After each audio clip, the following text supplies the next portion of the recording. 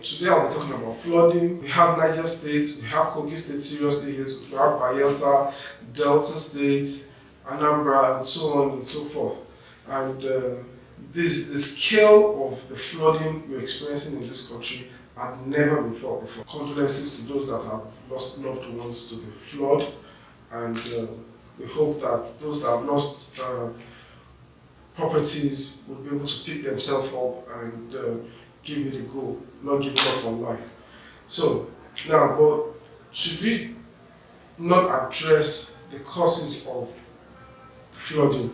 And are there mitigants? Are there things we can do to prevent or limit the impact of the flood that we have seen in Nigeria at a scale that have never been witnessed before? So, generally, flooding has two causes: the man-made and the natural disaster. If you cannot control the natural causes, what are we doing about controlling the man-made causes of flooding? The man-made causes of flooding stems from inadequate drainages in our areas. We have deforestation.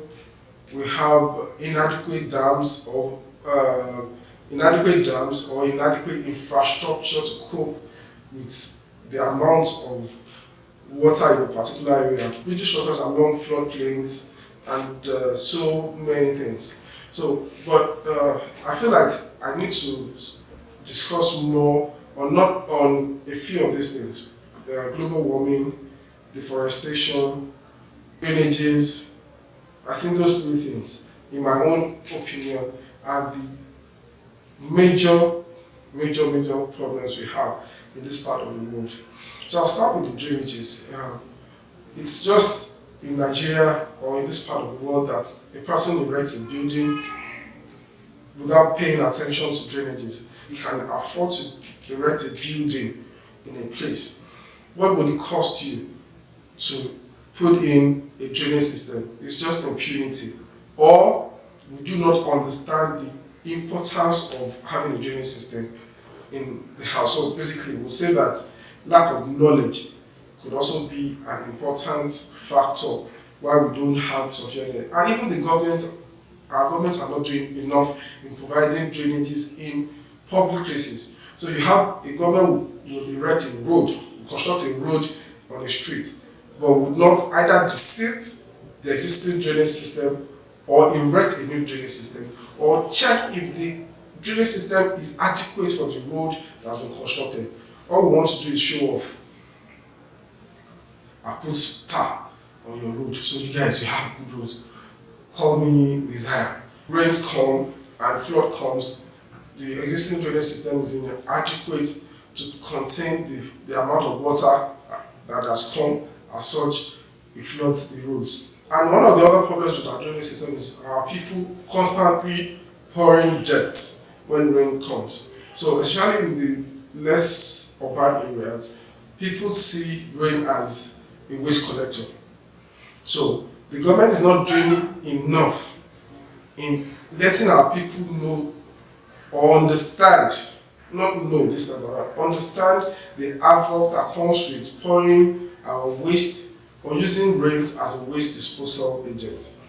So once you pour the waste in the flood or in the drainage system, it has to clog some other place.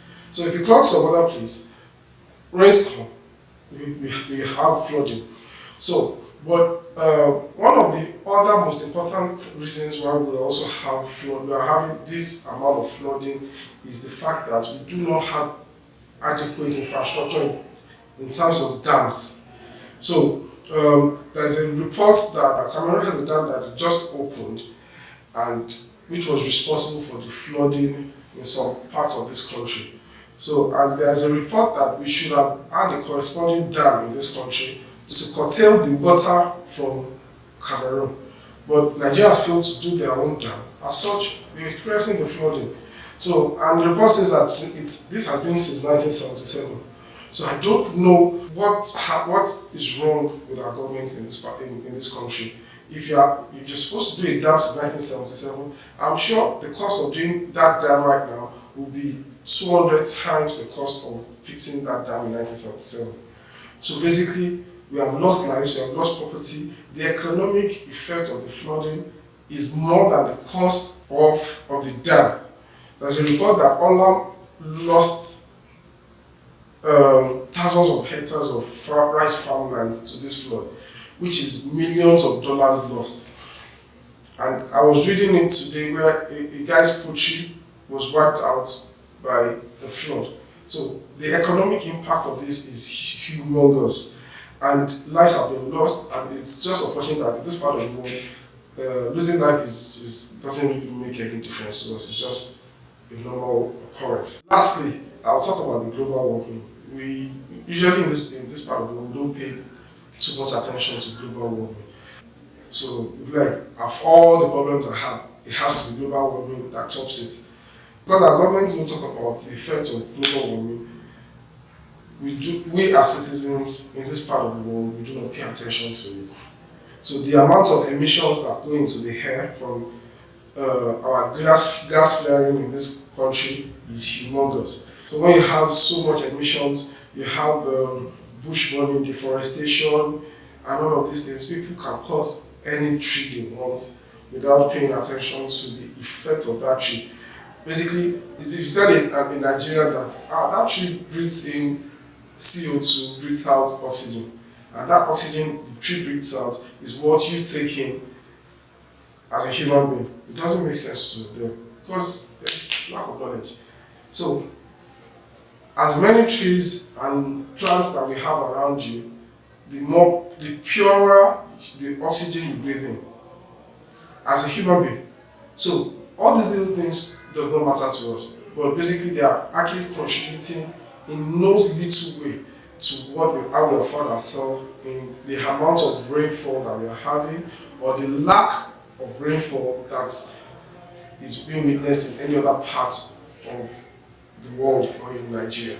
So, dear viewers, talking about flooding seems to be a non-issue if you are not affected by it. But trust me, every Nigerian, no matter where you are, is prone to the effect of flooding when it comes.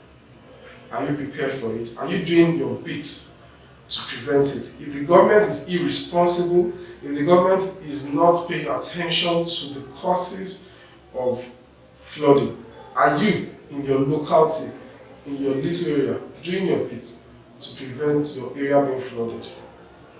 Till next time, have a nice day.